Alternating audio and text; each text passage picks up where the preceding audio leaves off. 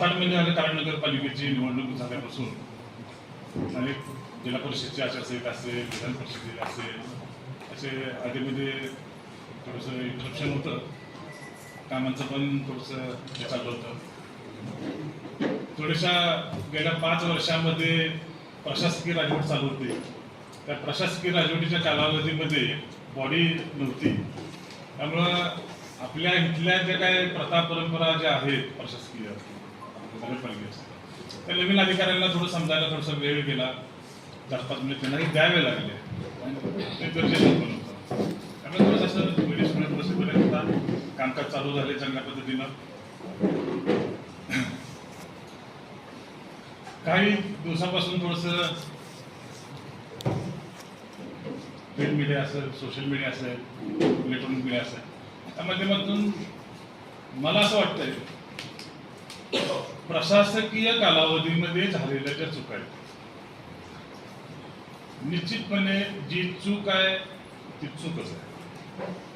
आम्ही त्या चुकीचं कधीही समर्थन करू शकत नाही. योग्य ती कारवाई संबंधित जे चुका झाल्या असतील त्याच्यावर 100% होणार. त्याबद्दल कुठली मात्र शंका असण्याचं कारण नाही.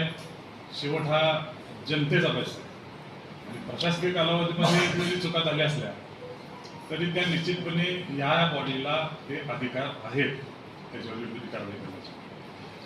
परंतु या माध्यमातून म्हणजे प्रशासन काळामध्ये जे काय चुका झाल्या त्याचं ढग तयार करून सध्याच्या बॉडीच्या बद्दल संभ्रमावस्था निर्माण करायचं असं काहीतरी नियोजन दिसतंय. त्यामुळं हा विषय मी आता या ठिकाणी क्लिअर करतो की सर्वसामान्य नागरिकांना माहिती नसतं की बाबा ह्या चुका झालेल्या ह्या प्रशासन कालावधीतल्या त्या सध्याच्या बॉडीच्या कालावधीतल्या सध्याच्या बॉडीच्या कालावधीमध्ये चुका झाल्या असेल जरूर आम्हाला माहिती आहे. परंतु ह्या चुका प्रशासन कालावधीत आहे आणि त्याचं चुकीला चूक म्हणलंच पाहिजे. त्याबद्दल आमचं काही नाही. पण एक संभ्रम अवस्था सर्वसामान्य कराडकर नागरिकांच्या मनामध्ये जी निर्माण करण्याचा जो प्रयत्न आहे तो त्यासाठी आम्ही हा खुलासा देतो. तर घनकचरा व्यवस्थापनाचा जो विषय आपण चर्चेला जो आला तो घनकचरा व्यवस्थापनाचं जी सध्याची कंपनी जी आहे एजन्सी आहे 2-2.5 वर्षापूर्वी या ठिकाणी प्रशासन कालावधीमध्ये आलेली आहे. आज प्रशासकाच्या कालावधीमध्ये नगरपालिकेची असेल, प्रशासनाची असेल, स्वच्छ सर्वेक्षणाची असेल, संपूर्ण घडी विस्कटलेली आहे. म्हणजे गेल्या 5 वर्षाच्या कालावधीमध्ये एखादी रूम जळमटलेली असते आणि ती जळमटलेली रूम स्वच्छ करून पुन्हा वापरायची हा जो प्रकार आहे तो आता आमच्या दृष्टिकोनातून आहे. म्हणजे गेल्या 5 वर्षामध्ये काही चुका झाल्या किंवा अक्षरशः असं दुर्लक्ष झालेलं आहे. स्वच्छ सर्वेक्षणाचा पूर्णपणे बोजवारा आवडलेला. परंतु ह्या कंडिशनमध्ये आता आम्ही ते हातात घेतलेलं आहे. त्या कालावधीमध्ये मग याचा फार सांगितलं की घनकचरा व्यवस्थापन बोलत असताना ती कंपनी कुणाची आहे कुणा सांगण्याची आवश्यकता नाही. त्यामुळं कुणी कुणावर बोट ठेवायचं हा फार मोठा अभ्यासाचा विषय आहे. मला त्याबद्दल आधी खोलात जायचं नाही. परंतु जे प्रतिनिधित्व म्हणून काम करणारे दिल्लीत जर त्याबद्दल जर अलिगेशन करत असतील तर तो हास्यास्पद असा विषय आहे. राहिला विषय दुसरा त्याबाबत आमचे काय प्रयत्न चालू आहे. म्हणजे आता मी फक्त इथं आरोप म्हणता येणार मला आरोप करण्याचा माझा स्वभाव नाही. परंतु आमची अकाउंटेबिलिटी काय आम्ही काय करणार आहोत हे सुद्धा आम्हाला सांगायचं.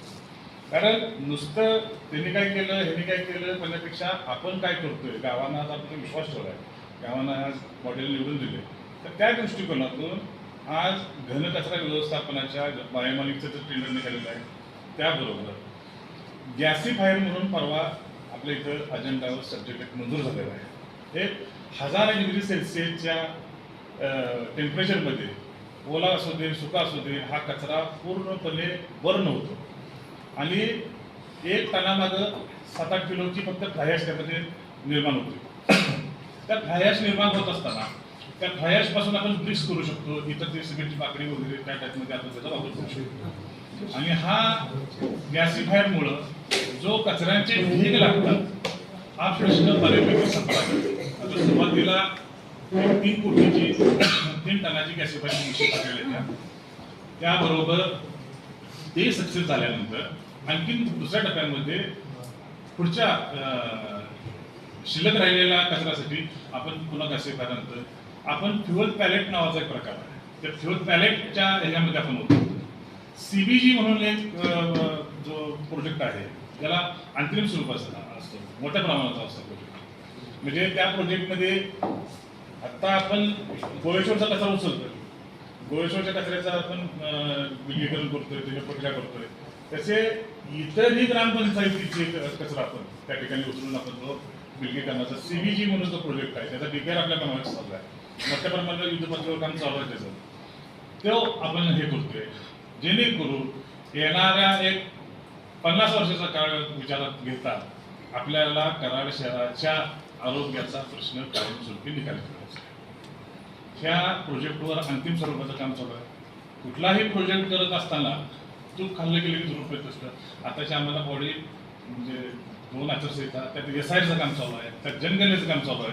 संपूर्ण स्टाफ नगरपालिकेचा 80% स्टाफ हा या राष्ट्रीय कार्यक्रमामध्ये गुंतलेला आहे.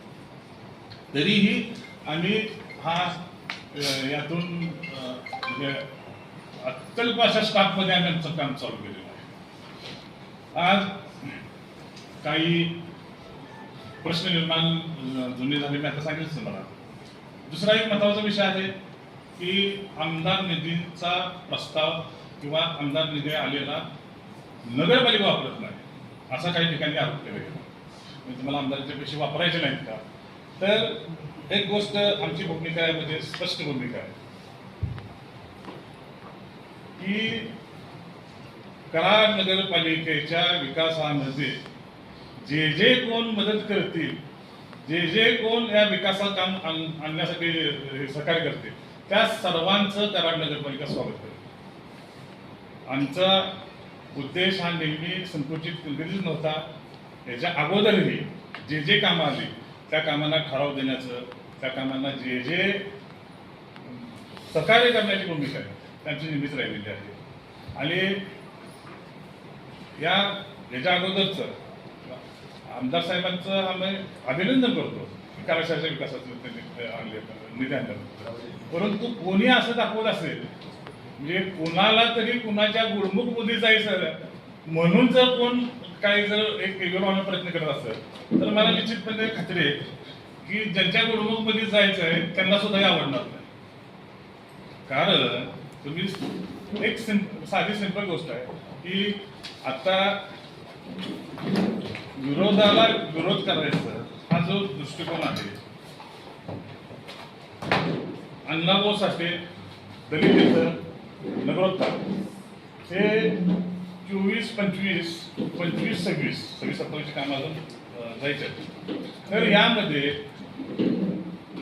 काही आमदार साहेबांचे अशी कामे यामध्ये प्रस्तावित झाले, मंजूर झाले. त्यामध्ये त्यांनी जे आरोप केले अण्णाभाऊ साठेच्या हेडमधले जवळपास 4 कोटीच्या कामांची टेंडर प्रोसेस अजून व्हायची. महत्वाचा मुद्दा लक्षात घ्या.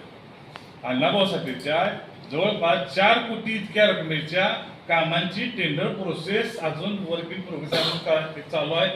एक ओपन झाले, दुसरं ओपन व्हायचं आहे. हा निधी कुणी थांबवला? हा प्रोसेस मधला भाग. ह्याच्या अगोदर जे त्यांचे निधी आले, जे प्रोसेस झाल्या, आमचे आले, आमचे प्रोसेस झाल्या, यामध्ये माझं म्हणजे जाहीरपणे मी सांगतो आणि जबाबदारीने सांगतो की एक आता हा त्यांचा प्रश्न आहे की त्यांच्या एका कामाला किती टेंडर आले, काय आले, काय त्यांच्या स्वतःच्या लोकांनी ही टेंडर प्रोसेस पुढं अपडेट करू नका हे सांगितल्यामुळं नगरपालिकेचं प्रशासन झालं. मी जबाबदारीने सांगतो. म्हणजे तुम्हीच तुमची कामं थांबवणार आणि नगरपालिकेच्या प्रशासनावर कशासाठी तुम्ही हे करता? म्हणजे चूक तुम्ही करायची आणि आरोप मात्र पुढच्यावर करायचे. तुमची कामं तुम्ही थांबवायची. कारण नगरपालिकेनं तुमची कुठली कामं थांबवली जरूर सांगा. आज रस्त्यांची जी कामं आहेत त्यांची असतील, आम्ही आणलेली असतील, ही बीपीसीएलच्या गॅसलाईनमुळं आज सुरुवातीला ज्यावेळेला बीपीसीएलने आमच्याकडे प्रस्ताव सादर केला तर बीपीसीएलचा प्रस्ताव असा होता की संपूर्ण गावामध्ये गॅसलाईन होणार आहे आणि संपूर्ण गावाच्या रस्त्यांची खुदाई होणार आहे दोन्ही बाजूने. आज हे जी 23-24 जवळपास एक 17-18 कोटी रुपयाची रस्त्यांची कामं आपली झालेली आहेत. आज ही कामं होत असताना चांगले केलेले कॉन्क्रिटीकरणाचे रस्ते, चांगले केलेले डांबरी रस्ते हे खुदाई होणार. त्याची फार मोठी आम्हाला सुद्धा खंत आहे, जनतेचा पैसा आहे. आता 2 वर्षांनी रस्ते करू, पण केंद्रीय धोरण नसल्यामुळं बीपीसीएलचं त्याला पर्याय नाही. मग त्यावेळेला जनरल मीटिंगमध्ये सर्वानुमते ठरलं की जोपर्यंत गॅसलाईनचं काम होत नाही तोपर्यंत रस्त्यांची कामं करायची, हे सर्वानुमते ठरलं. आणि हे ठरलं असताना पुन्हा एकदा ह्यांना जाग कधी आली? सर्वसाधारण एक प्रोटोकॉल असा आहे शासनाचा की 7 जूनला मृग नक्षत्र चालू होतं आणि मृग चालू झाला की डांबरीकरणाची कामे, रस्त्याची कामे बंद करावी, करू नयेत, असे एक प्रोटोकॉल आहे. आणि हे जुलै महिन्यात जागे झाले की आमचे रस्ते झाले नाही. आता नगरपालिकेचा बॉडी अस्तित्वात येऊन 7 ते 8 महिने झाले, आपण काय करू? हा माझा प्रश्न आहे. प्रत्येकानं आपापल्या कामाला फॉलोअप दिला पाहिजे. आज आम्ही आमच्या कामाला फॉलोअप देतो, आमचे सर्व सन्माननीय सदस्य प्रत्येकाच्या आपापल्या कामाला फॉलोअप देतात. मग तुम्ही 7 ते 8 महिने काय केलं? मग त्यावेळेला जर तुम्हाला आढळण्याची भूमिका होती, स्पष्ट मी जबाबदारी सांगतो, कुणीही कुणाचं काम थांबवलेलं नाही. कराड नगरपालिकेची ती परंपरा नाही. याचं अत्यंत उदाहरण सांगतो. कालची झालेली जनरल मीटिंग, माझ्याकडे त्याचे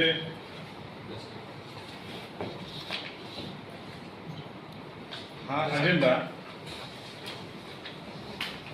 सर्वप्रथम हे त्यांचे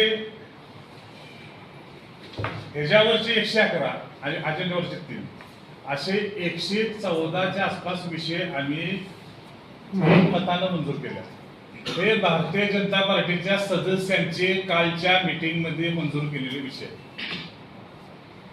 आमचं राजकारण जर असं असतं तर तुमचे विषय अजेंड्यावर आले असते का?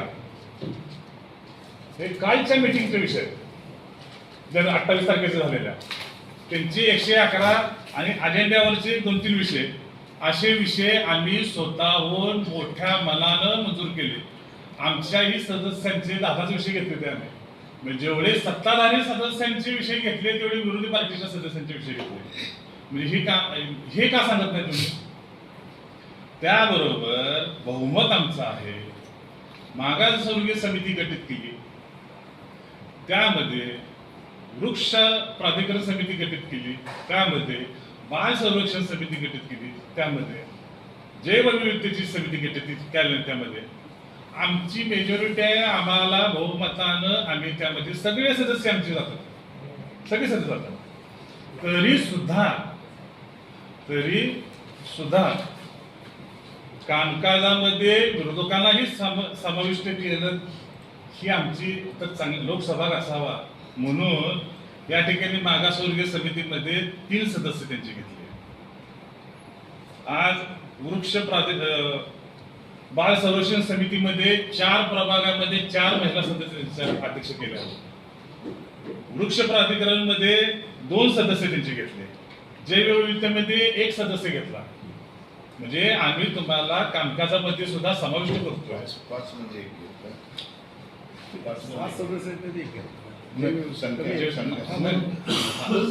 1 सदस्य घेतला. म्हणजे तुमची 113 ते 114 कामं तुमची मंजूर केली मीटिंगमध्ये. तुम्हाला विविध समित्यामध्ये समाविष्ट करून घेतलं. तरी तुम्ही अशी भूमिका जर ठेवत असला तर काय भूमिका? तुम्हीच तुमची कामं थांबवायची आणि सत्ताधाऱ्यांच्यावर बेफाम आरोप करायचा, पालिकांच्या प्रशासनावर आरोप करायचा की तुम्ही आमची कामं थांबवता. तर निश्चितपणे हे चूक आहे. हे आपल्या निदर्शनास येणं हे गरजेचं होतं. कारण त्या कराड नगरपालिकेला एक वेगळी परंपरा आहे, एक वारसा आहे. आणि यशवंतरावजी चव्हाण साहेब असतील, आदरणीय पिढी साहेब असतील, यांनी सभागृह कसं चालवावं, सभागृहाची परंपरा काय, सभ्यता काय, सभाशास्त्र काय हे दाखवून दिले, महाराष्ट्रात दाखवून दिले. आज इथं नगरपालिकेची परिस्थिती पाहता परवाच्या 28 तारखेच्या मीटिंगची एकंदर परिस्थिती बघून अतिशय दुःख झाला. त्याचं कारण आपल्या कुणाच्या लक्षात आलं का नाही आलं ते आम्हाला माहित नाही, ते एक्सप्लेनेशन मी करतो. या नगरपालिकेची ती जनरल सभा होती. त्या सभेला काहीतरी परंपरा आहे, पावित्र्य आहे, गांभीर्य आहे त्यामध्ये. त्या सभागृहामध्ये आज सभागृह चालवत असताना सभा कोणाची असते? सभा लोकांनी निवडून दिलेल्या लोकांची असते, सदस्यांची असते, सन्मानित सदस्यांची असते आणि प्रशासनाबरोबर असते. आणि सभा होत असताना बाहेरचे कार्यकर्ते तुम्हाला कशासाठी घेऊन यायची गरज आहे? बाहेरचे 100 कार्यकर्ते तुम्ही गोळा करता, प्रेक्षकांनी बसवण्याचं तुमचं नियोजन होतं. तुमचं नियोजन सभा उधळायचं होतं, या नगरपालिकेला गालबोट लावायचं नियोजन होतं, भांडणं मारामाऱ्या करायचं तुमचं नियोजन होतं. मी जो निर्णय घेतला वरची प्रेक्षक गॅलरी बंद करण्याचा निर्णय, त्याचं कारणच असं होतं की सभेत गोंधळ घालायचा, माणसं जमवून आणायची आणि या नगरपालिकेला बटा लावायचं काम करायचं, या शहराला डाग लावायचं काम करायचं. अशा पद्धतीचा जो झालेला प्रयत्न आहे, ह्याच्या अगोदरच्या कराड नगरपालिकेच्या इतिहासामध्ये कधीही झाला नव्हता. असा हा प्रयत्न झालेला आहे आणि निश्चितपणे कराडकरांची नोंद घेतली पाहिजे. आपण आपण आज लोकशाहीचा 4था स्तंभ आहे, आपण नोंद घेतली पाहिजे की या सभागृहामध्ये जर असे जर प्रकार होत असले, आज मी तो निर्णय घेतला म्हणून ते टळलं, परंतु अशा पद्धतीचं वातावरण निर्माण करून गोंधळ घालण्याचा जो एक प्रयत्न जे संसदेत चालले तुम्हाला इथं करायचं आहे का? संसदेत चालले तुम्हाला इथं करायचं का? म्हणजे या कराड शहरातला एक सुसंस्कृतपणा जो दिलाय, चव्हाण साहेब दिलाय, पिढी साहेब दिला, त्याला डाग लावायचा आहे आणि एक वेगळी विचारधारा तुम्हाला इथं आणायची आहे. निश्चितपणे त्यांनी घातलेला जो गोंधळ होता आणि त्यांचा जो प्लॅनिंग होतं, हे निश्चितपणे निषेधाचंच काम आहे. आज आम्हाला विषय हा घेत असताना बैलबाजार सारखा विषय मिळतो. कुठलंही काम करत असताना ते परिपूर्ण असलं पाहिजे. आज तुम्ही रस्ता गेला, पण रस्त्याच्या खालची त्या पाण्याची लाईनची काय परिस्थिती आहे, त्याची ड्रेनेजची काय परिस्थिती आहे, त्याची आजूबाजूच्या बंदिस्त गटाराची काय परिस्थिती आहे, हे सुद्धा काम पाहिलं पाहिजे ना. नुसताच चमकोगिरी करण्यासाठी जर नुसताच त्या रस्त्याला लेप दिला आणि पण खाली मेजर ड्रेनेजचा प्रॉब्लेम होता. जर तुम्हाला जर एस्टिमेट करायचं आहे, आज आम्ही एस्टिमेट करतो, आमची कामं रेडी आहेत. आज ड्रेनेज व्यवस्थित आहे का, रस्ता करायच्या अगोदर पाईपलाईन व्यवस्थित आहे का, पाण्याची बंदिस्त गटाराची आवश्यकता आहे का, हे पाहतो आणि इनबिल्ट आम्ही ते काम करतो. आज हे काम करत असताना इथं ड्रेनेजचा विषय नव्हता. मी अर्जंट बेसिसवर जवळजवळ 25 लाख रुपयांचं ड्रेनेजचं काम करून घेतो. त्यावेळेला तो रस्ता कोणी सुचवला हे बघायचं नाही, आज गाव बघायचं. ज्या वेळेला निवडणूक झाला त्यावेळेला राजकारण संपलं. आज राजकारण गरजेत काम करत असताना, गावाच्या विकासाचं दृष्टिकोनातून काम करत असताना आज कोणी काम सुचवल्यापेक्षा आज तिथं ड्रेनेज लाईनची गरज होती म्हणून लगेच तत्पर्यानं 25 लाखाचं काम केलं. हा रस्ता गॅस लाईन होणार आहे हे माहीत असून सुद्धा लोकांच्या पर्यंत काहीतरी चुकीचा मेसेज देण्यासाठी त्याचा अवडंबर करण्यात आलं आणि जुलै महिन्यात तुम्ही जागा झाला. हे चुकीचं आहे धोरण. यामध्ये जो विषय निघाला नेकलेस रोडचा, त्याचे मी या ठिकाणी करतो. पीडब्ल्यूडीची आम्हाला 2 पत्र आली. दोन्ही पत्र आम्हाला पार्टी मिटिंगच्या दिवशी रात्री 8 वाजता प्राप्त झाले. आज तरीही विषय चर्चेसाठी म्हणून आम्ही ते अजेंडावर घेतला. आमच्या मनात जर काही पाप असतं तर आम्ही अजेंडावर विषय घेतलाच नसता. आज अजेंडावर विषय घेण्याचं कारण असं की ज्या वेळेला आम्ही जी माहिती घ्यायला गेलो तर तो 3 टप्प्यामध्ये आम्हाला दिसला प्रोजेक्ट. आज पीडब्ल्यूडी सुद्धा आम्हाला पत्र दिलं त्यामध्ये सातबारा उतारे मागितले, तिथल्या संमत्या मागितल्या, बरीच कागदपत्र मागितली आम्हाला. आज ती कागदपत्र देत असताना साधी सिंपल गोष्ट आहे, तुम्ही पत्र देता, संबंधित विभाग पत्र देतो, एक विषय प्रीतिसंगम बागेचा आहे, दुसरा विषय नेकलस रोडचा आहे, तिसरा विषय तिच्या खालील सुधारणेचा आहे. मूळ विषय असा आहे की जी नदीपात्र जे आहे, बाग सोडून जो परिसर आहे त्याची मालकी आमची नाही, कृष्णा गोरेची मालकी आहे. मग कृष्णा गोरेची मालकीची संमती आम्ही कोण देणार? साधी सिंपल गोष्ट आहे. ज्या होल्डरशिपच जर तुमची नाही, होल्डरशिप तुमची नाही तर तुम्ही कशा पद्धतीने मालकी देणार, संमती देणार? मग अशा पद्धतीनं हा विषय होत असताना आज मूळमध्ये आम्ही स्पष्ट शब्दामध्ये निरोप दिला होता की आम्हाला प्रेझेंटेशन हवं आहे की नेमकं तिथं काय होतंय. त्याचं कारण असं, तिथं एक महामानव पवडलाय. तो महामानव, त्यांचं स्मारक हे राष्ट्रीय स्मारक आहे.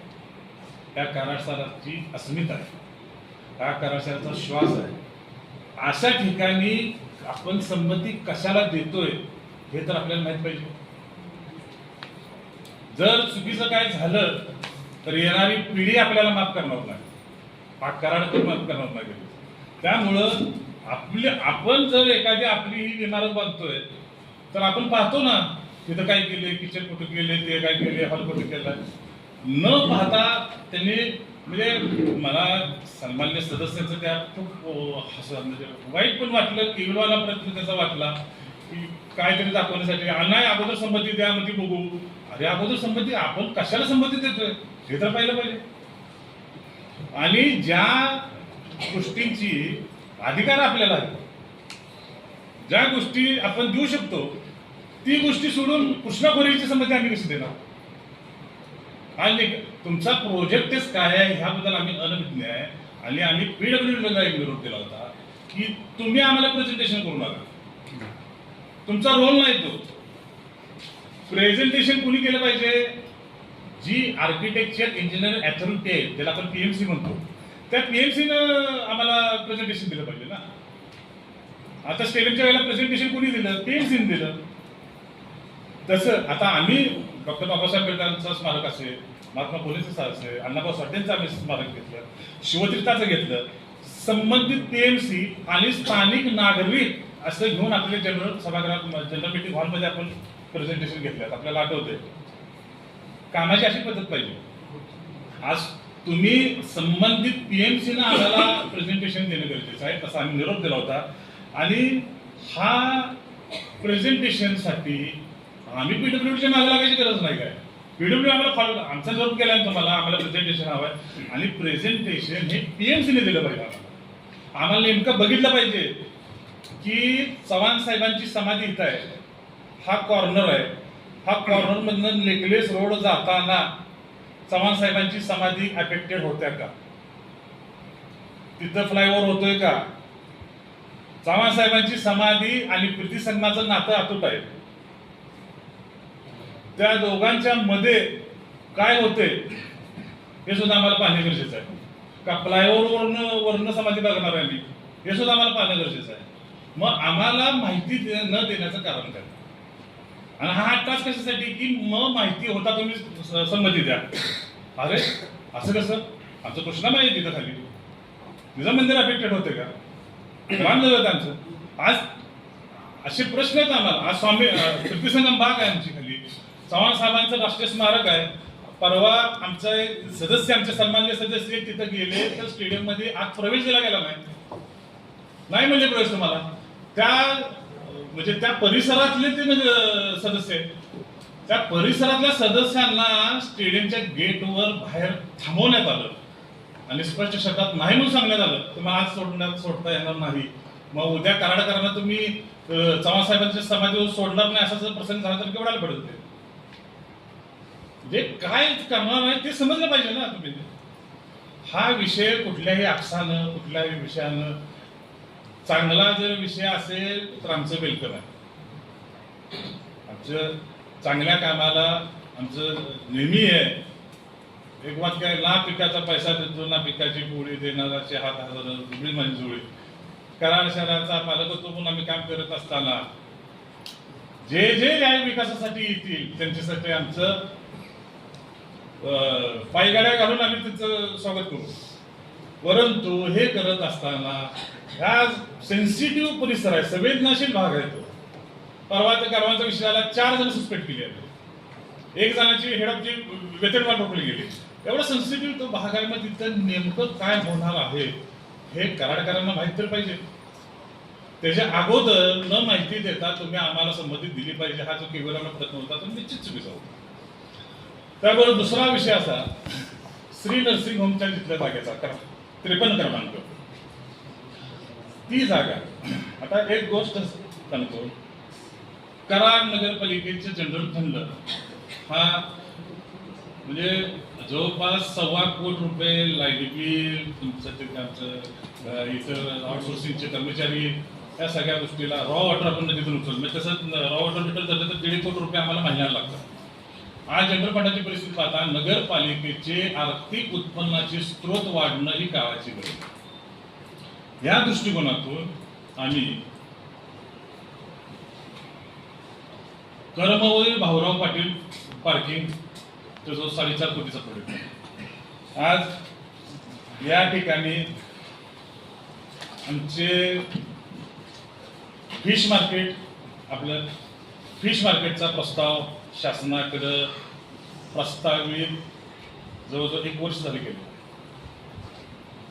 त्याबरोबर जे जुनं सेशन कोर्ट आहे म्हणजे मार्केट ॲक्टचं आपल्या बँकेसमोरचा, तो संपूर्ण परिसर जो 86 गाळे त्या ठिकाणी, म्हणजे आज बाजारपेठेमध्ये जे होलसेल व्यापारी आहेत, चांगले व्यापारी, आज पार्किंगच्या समस्येमुळं जे कराडाची बाजारपेठ सोडून निघाली, अशा व्यापाऱ्यांसाठी कमीत कमी 500 स्क्वेअर फूटचा गाळा, अशा पद्धतीचे गाळे, त्याच्या खाली पार्किंग जवळजवळ 200 फोर व्हीलर लागतील, जवळजवळ 400-500 टू व्हीलर लागतील, वरती ऑफिसेस, अशा पद्धतीची एक व्यापारी संकुल आपण प्रस्तावित करतोय, जेणेकरून कराडची बाजारपेठ कराडमध्ये राहते आणि आपल्या नगरपालिकेला उत्पन्न स्वस्त मिळावं.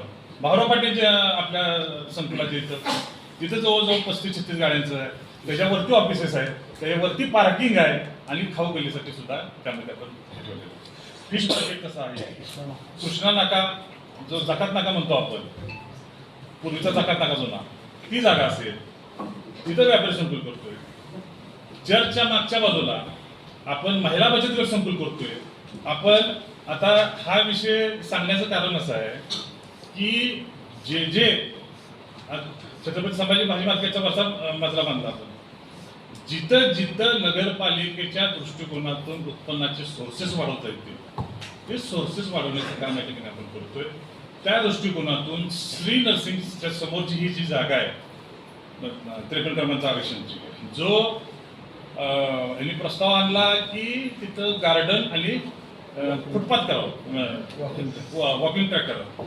तर आमची भूमिका अशी की आसपासचा जर परिसर पाहिला तर ती जागा 37 गुंठ्याची, 37 गुंठ्याची जागा कमीत कमी बाजार भावाने 1 कोटी रुपयाची किंमत आहे. आता तिथं आसपास सगळे हॉस्पिटल झालेले आहे, संपूर्ण कमर्शियलाइज भाग झालेला आहे सगळा. जर उद्या भविष्यामध्ये म्हणजे जागा झाली 37 कोटीची, आज तिथं कमर्शियलाइज जर एखादं व्यापारी संकुल झालं तर 10-20 कोटी रुपये डिपॉझिट आणि महिन्याला 21-25 लाख रुपये भाडं नगरपालिकेला मिळणार, म्हणजे कमीत कमी संकुल हे होईल.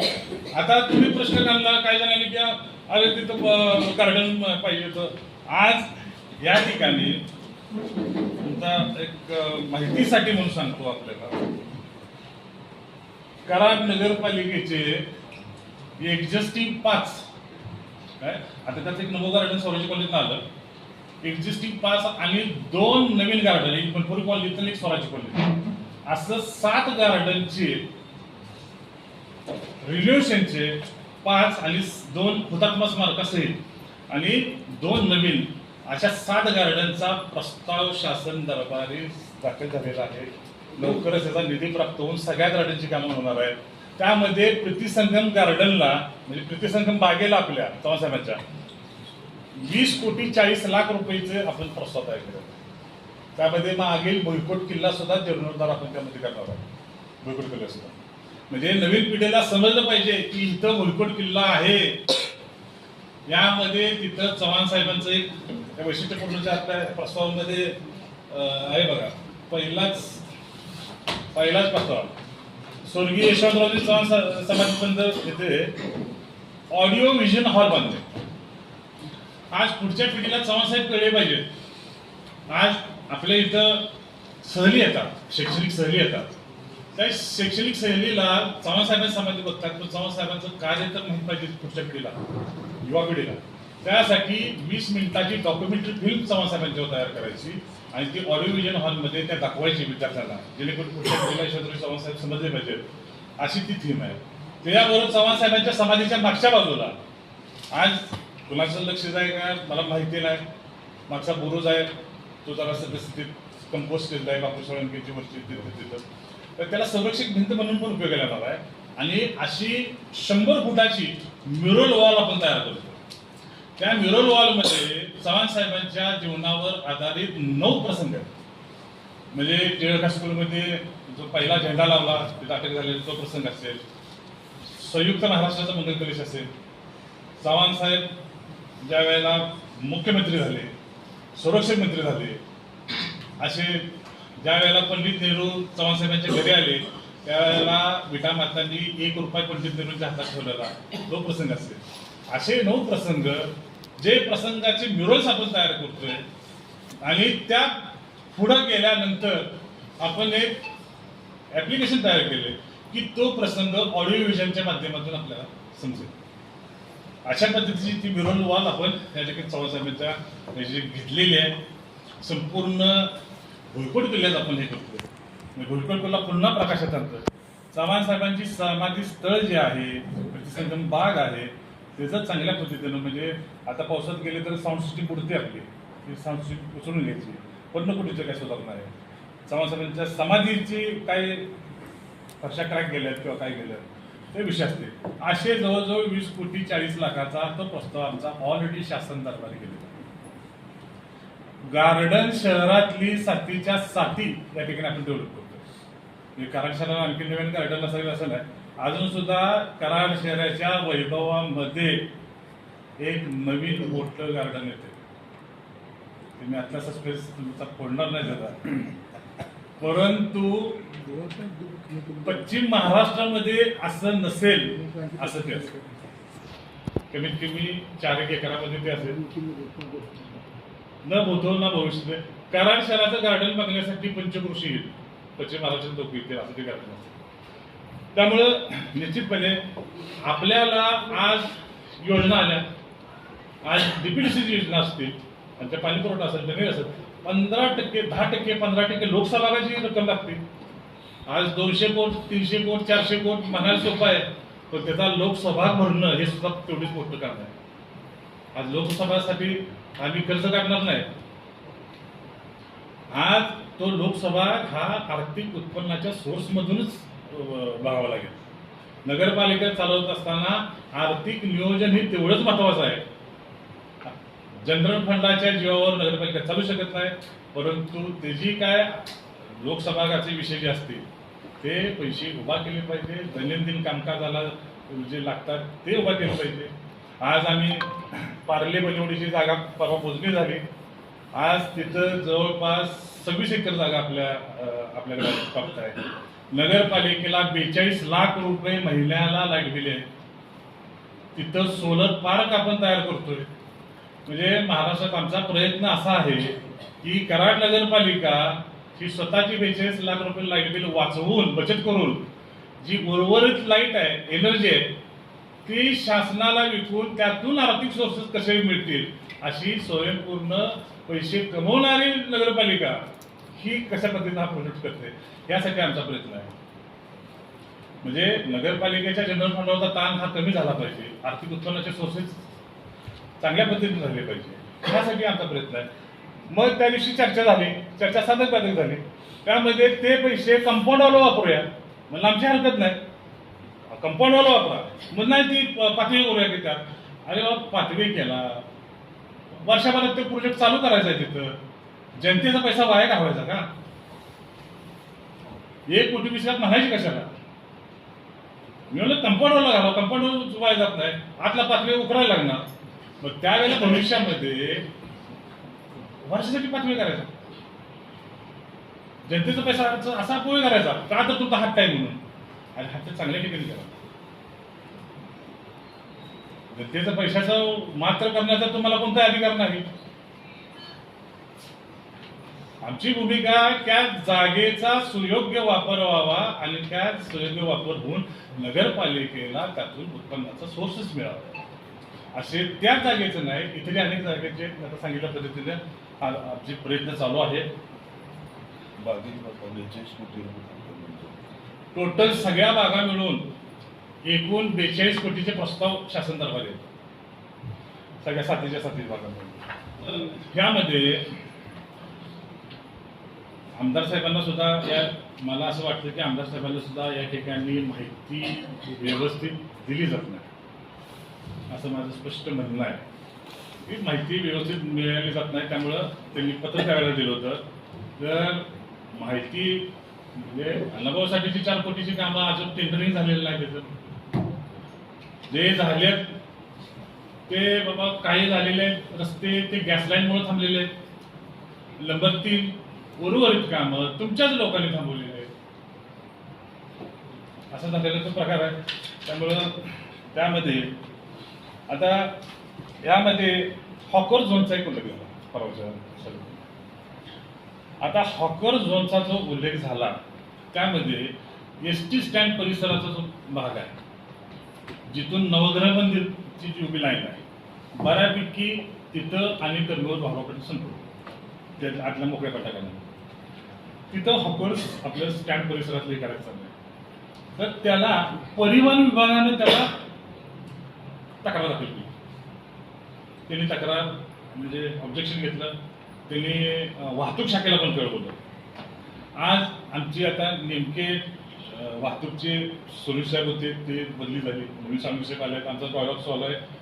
आमचे जे हॉकर्सचे पॉईंट्स आहेत ते वाहतूक शाखा आणि आम्ही बसून या ठिकाणी आम्ही तो सॉल्व्ह करतो. कराड शहरातील हॉकर्सचा प्रश्न कायमस्वरूपी कसा संपेल याचा प्रयत्न आमचा चालू आहे आणि लवकरात लवकर संपेल. येणाऱ्या 2-3 दिवसामध्ये आमची ट्रॅफिक, RTO आणि आम्ही अशी संयुक्त मिटिंग आयोजित केलेली आहे. आणि नुसताच हॉकर्स नाही तर शहरातील संपूर्ण वाहतूक विकास आराखडा या ठिकाणी मग त्यामध्ये नो पार्किंग असतील, वनवे असतील, काय स्पीड ब्रेकरचे विषय असतील, काय सिग्नलचे विषय असतील, हॉकरचे विषय असतील, जे विषय वाहतूक विकास आराखड्याच्या संबंधित आहेत ते सगळे विषय लवकरात लवकर संपवले जातील. SP साहेबांशी सुद्धा आमचं बोलणं झाले. शांतता कमिटीत सुद्धा आमची त्याविषयी चर्चा झाली. लवकरात लवकर हा संपूर्ण वाहतूक विकास आराखडा म्हणजे मलमपट्टी न करता मूळ प्रश्नच निकाली काढण्याचा आमचा प्रयत्न चालू आहे. त्याबरोबर त्या धाराशिव वसाहतीचा एक उल्लेख झाला. धाराशिव वसाहतीचा प्रशासकीय कालावधीमध्ये जे ऑडिट झालं त्यामध्ये ती बिल्डिंग धोकादायक म्हणून लागली. आता थर्ड पार्टी ऑडिट अजून एक ओपिनियन, आपण जसं सेकंड ओपिनियन घेतो त्या पद्धतीचं सेकंड ओपिनियन ह्या आठवड्यात येईल. आमचा संपर्क झाला त्यांच्याशी, येईल. आल्यानंतर तिचे ओपिनियन काय येते याच्यावर डिपेंड आपण त्या धाराशिवचा आपण निर्णय घ्यायचा आहे. आणि पूर्वरेषेचं सुद्धा या ठिकाणी सांगितलं. आता पूर्वरेषेच्या पहिल्यापासून आम्ही प्रयत्न करतोय. नगरपालिकेचा ठराव झाला, क्रीडाईला मागणी केली, आज चांगल्या पद्धतीनं पूर्वरेषेची नक्की. PWDचा विषय तुम्हाला सांगतो. आज वाकान रस्ता ज्या पद्धतीने आम्ही मिटिंग घेतली, मिटिंग घेतल्यानंतर नगरपालिका, PWD, स्थानिक नागरिक अशा सर्वांची या ठिकाणी मिटिंग घेण्यात आली. कॉन्ट्रॅक्टर होता त्यामध्ये, पण ज्या पद्धतीने चर्चा झाली त्या पद्धतीनं काम तिसरंच झालं आणि ऐन पावसाळ्यात रस्ता ठरवून ठेवला. जी PWDच्या अखत्यारीतली जी कामं आज कराड शहरामध्ये चालू आहेत. आज कराड नगरपालिकेचा बांधकाम विभाग सक्षम आहे. कराड नगरपालिकेच्या इमारतीवर पडलेल्या पैशाचं निधी जो आहे त्याचं काम सुद्धा पीडब्ल्यूडी करतो. याचा अर्थ काय होतो, कराड नगरपालिकेचा कारखाना सक्षम नाही. ठीक आहे, त्या आम्ही सांगितलं होतं, झालं ते झालं, परंतु इथून पुढं तरी कराड नगरपालिकेने हातली कामं ही पीडब्ल्यूडीला न जातात. कारण त्याचं असं आहे, पीडब्ल्यूडीचं स्पष्ट म्हणणं असं येतं की कॉन्ट्रॅक्टर आमचं ऐकत नाही. आता आमचा तर अर्थात संबंध नाही कॉन्ट्रॅक्टरचा, आमचा तर काय अर्थात संबंध नाही कॉन्ट्रॅक्टरचा. कॉन्ट्रॅक्टरची जबाबदारी कोणाची आहे तर पीडब्ल्यूडीची आहे. कॉन्ट्रॅक्टर कोणाचा आहे तर त्यांचा आहे. मग त्यांचा कॉन्ट्रॅक्ट जर त्यांचा ऐकत नसला आणि नागरिकांना नाहक त्रास देत असला तर उपयोग नाही ना काय. अक्षरशः डॉक्टर पोदे, डॉक्टर थोरात वगैरे संपूर्ण लाईन जर थोडीशी बघितली तर ड्रेनेज पूर्ण कट केले होते, फोडले होते, सगळ्या महिला त्या गटरीमध्ये होता 15 दिवस. आज ऐन पावसाळ्यात काम चालू केले नागरिकांच्या, कुणाच्याही जागेत जातात झाडं तोडतात, कुणाच्याही जागेत जातात काही करतात. पीडब्ल्यूडी गांधारीची भूमिका घेऊन बसलेली आहे सगळ्या ठिकाणी. मात्र नगरपालिकेचं पूर्ण सहकार्य लागतं त्यांना, पण नगरपालिकेला कोणतंही सहकार्य मिळत नाही. कुठल्या नागरिकाची तक्रार स्वीकारत नाही, त्याचं म्हणणं ऐकून घेत नाही, त्याची तक्रारीचं निराकरण केलं जात नाही. त्यामुळे पीडब्ल्यूडीच्या बद्दल आमची तक्रार आहे तशी पडली. आज स्मशानभूमीवरचं काम सुद्धा पीडब्ल्यूडीच्या अंतर्गत चाललंय. तिथलं आमचं वेटिंग शेड ऐन पावसाळ्यात दशक्रियाविधीचं वेटिंग शेड पाडले आमचं. दशक्रियाविधी शेड न सांगता, म्हणजे मालमत्ता आमची. आज त्यानं ती मटेरियल जे झालं त्याचं बी काय केलं देव झालं. म्हणजे सांगण्याचा अर्थ असा, परवा आज नगरपालिकेच्या सभागृहानं एकमतानं निर्णय घेतलाय की कराडमधला कोणता रस्ता करायचा. पीडब्ल्यूडीनं न सांगता शुक्रवार पेठ रस्ता केला, मागच्या 15 न सांगता रस्ता केला. बरोबर. म्हणजे इथं नगरपालिका ही स्थानिक स्वराज्य संस्था आहे, आम्हाला आमचा हक्क आहे. आमच्या इथं येऊन तुम्ही न सांगता काही वाटेल करता, कसं शक्य आहे. त्यामुळं पीडब्ल्यूच्या बाबत आज वाघान रस्त्याची पूर्णपणे दुर्दशा झाली. जो रस्ता, ज्या रस्त्यावर कराड शहराचं भविष्य अवलंबून, येणाऱ्या 20-25 वर्षात लाखभर माणसं खाली राहतील अशी परिस्थिती आहे. अशा रस्त्याला एवढं अडचण करून ठेवली की तो रस्ता म्हणजे जर व्यवस्थित झाला नाही तर कराड शहराच्या दृष्टिकोनातून अत्यंत महत्वाची चुकीची अडचण निर्माण होणार आहे. एवढा तुम्ही संवेदनशील विषय आहे आणि अशा पद्धतीने चुकीच्या पद्धतीने हँडल करताय. आज वाटत असताना एवढी प्रचंड मोठी ताण आहे आता ऐन पावसाळ्याचा कोण ठेवला आणि पीडब्ल्यूडीचं कोणत्याही प्रकारचं नियोजन नसतं. काम नियोजन शून्य पद्धतीनं काम करतात. अशा पद्धतीनं तो एक विषय आहे. म्हणजे कराड नगरीची शेती आहे वाखत असताना वाढती लोकसंख्या या ठिकाणी नवीन डेव्हलपमेंट त्या बाजूलाच आहे सगळी. अशा पद्धतीचे विषय.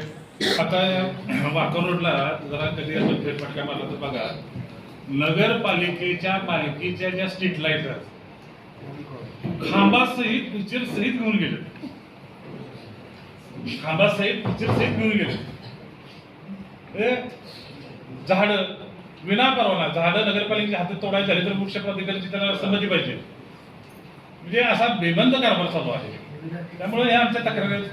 बाकी येणाऱ्या कालावधीमध्ये कराड शहराच्या दृष्टिकोनातून ज्या पद्धतीनं निवडणुकीला आम्ही सामोरं गेलो, निवडणूक संपली, आता शहराच्या विकासाच्या दृष्टिकोनातून आम्ही पुढे जातोय. आता सांगितल्याकडनं हे 7 गार्डन असतील, सुपर मार्केटचं हे असते, फिश मार्केट असते, बचत गट संकुल असते, मोठी आपली स्कीम चालू आहे पाणी पुरवठ्याची, ड्रेनेजची. नवीन बायो टॉयलेट म्हणून संकल्पना आम्ही कराड शहरामध्ये आणतोय. स्मार्ट टॉयलेट म्हणून संकल्पना आम्ही कराड शहरामध्ये आणतो. हायटेक टॉयलेट, महिलांच्यासाठी म्हणून पिंक टॉयलेट आपण आणतोय.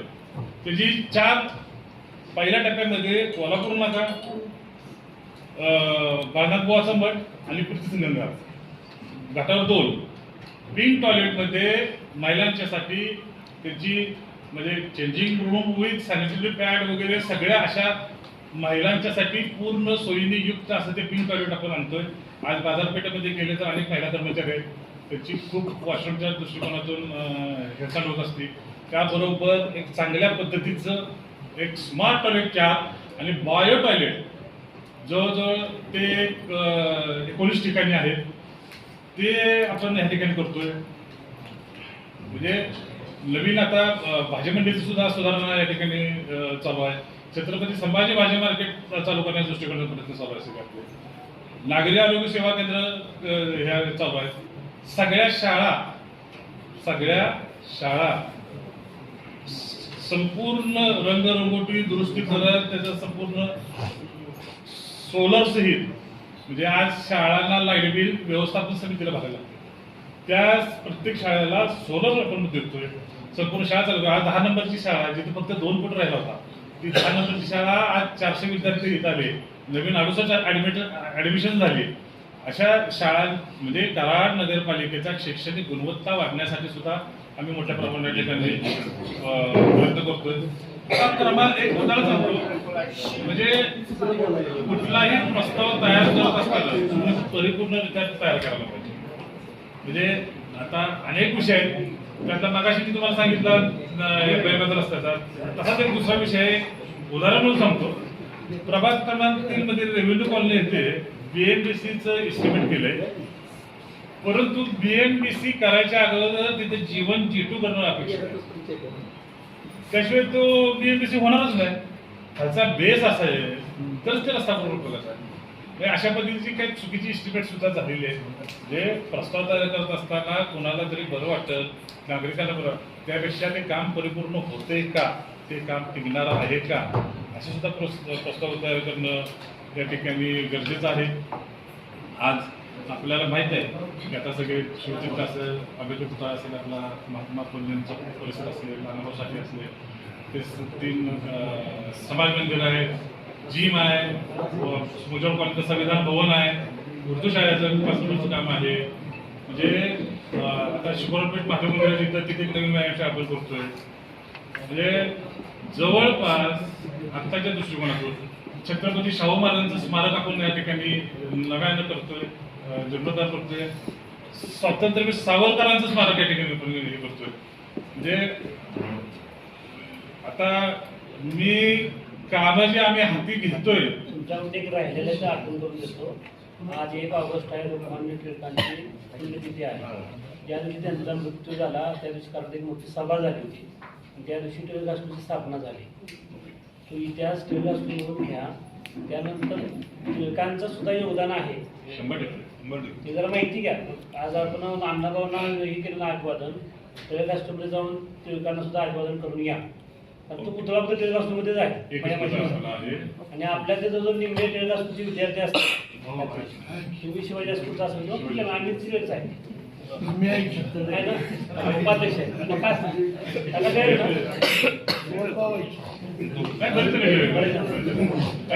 निश्चितमध्ये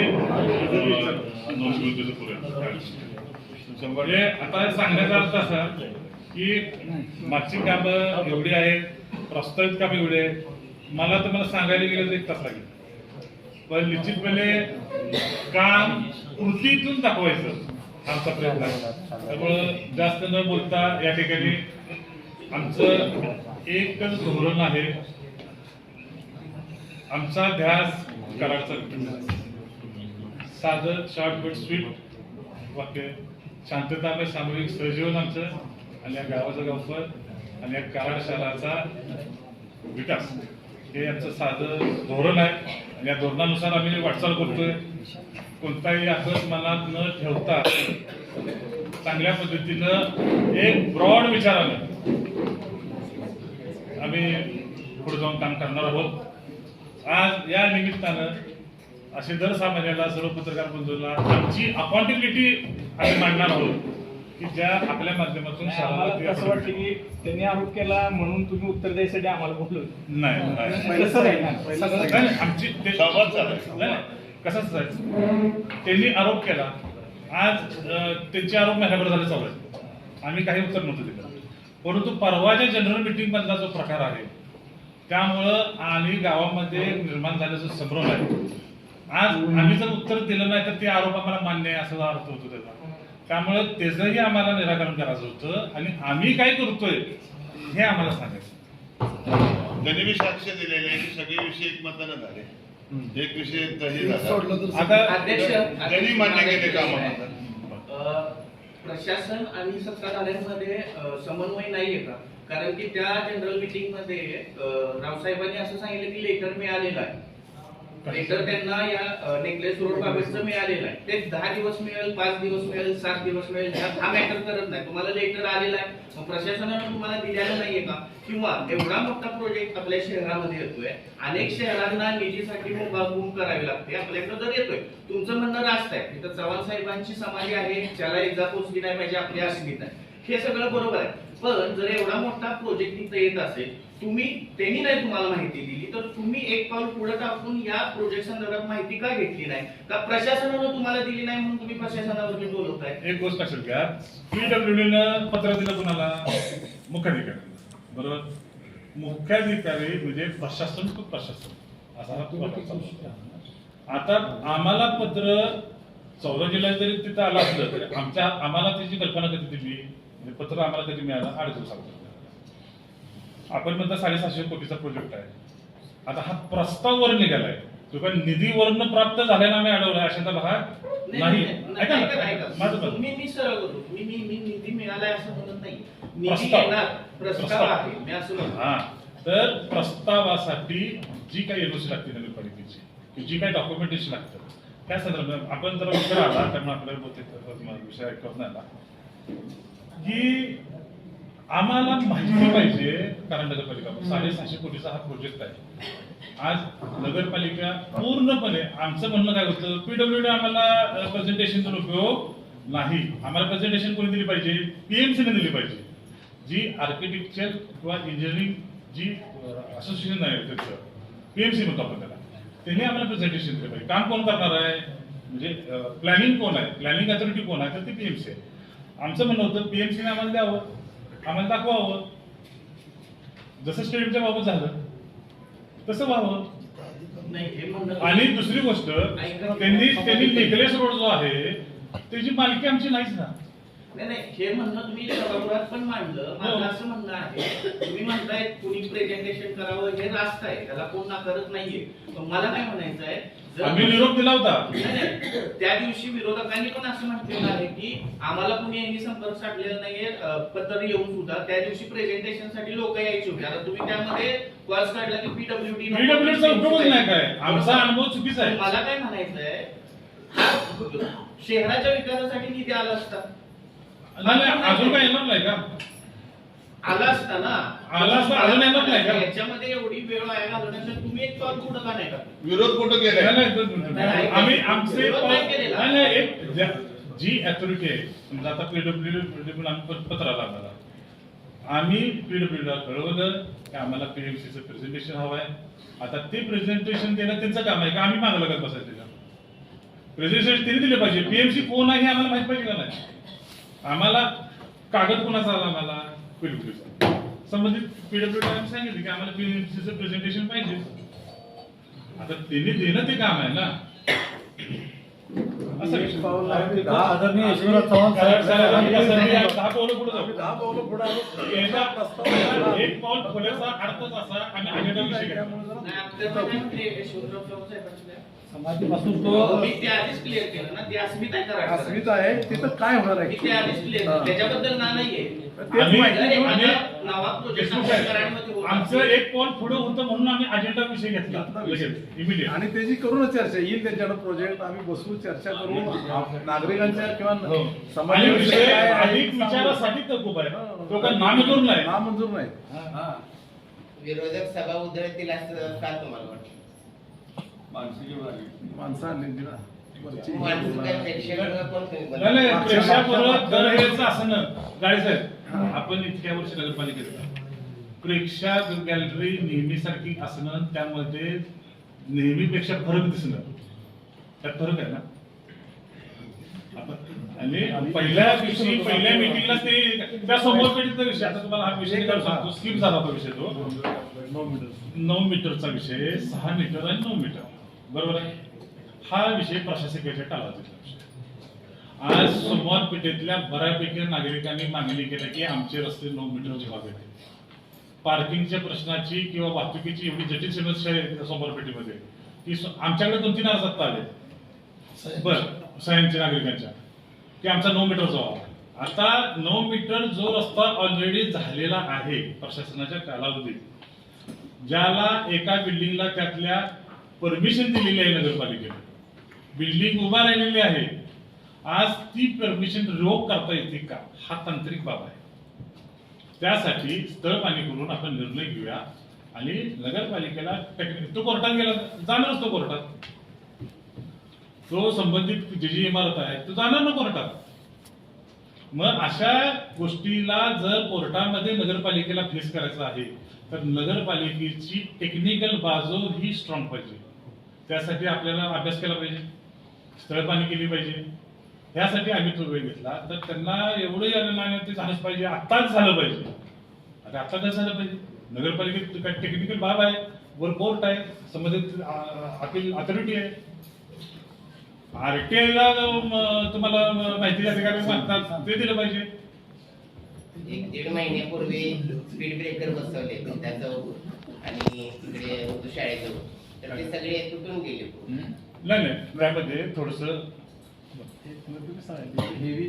हेवी म्हणजे मल्टी एक्सल गाड्या जे हेवी व्हेकल्स आहेत त्या तो रस्त्यावर त्याचा राबता जास्त आहे. आता तुम्ही आपल्या ह्या रस्त्याला उंडाळी रस्त्याला गेला तर तिथे सुद्धा अवस्था तीच आहे, तुटलेली आहे. त्याबद्दल हायवेचे तुटत नाही. नाही त्या टाईप मध्ये मागवलीत आपण, त्या टाईप 60 टन प्लस आहे अशी मागवले. हेवी व्हेकलचे बसवायला पाहिजे, प्लास्टिकचे ते प्लास्टिकचे बसवले गेले, ते दुरुस्ती करतोय आपण. त्यासाठी सगळ्या बाकीच्या गावातले स्पीड ब्रेकर बसवायचे थांबवले आणि त्या टाईप म्हणजे मल्टी एक्सेलची वाहनं जातील अशा गोष्टी आपण घेतो. दुसरा एक विषय असा आहे की तुम्ही म्हटला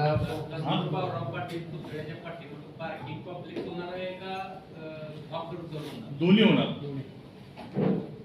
पार्किंग सुद्धा होणार आणि नगरपालिकेच्या दृष्टिकोनातून कमर्शियल कॉम्प्लेक्स सुद्धा होणार.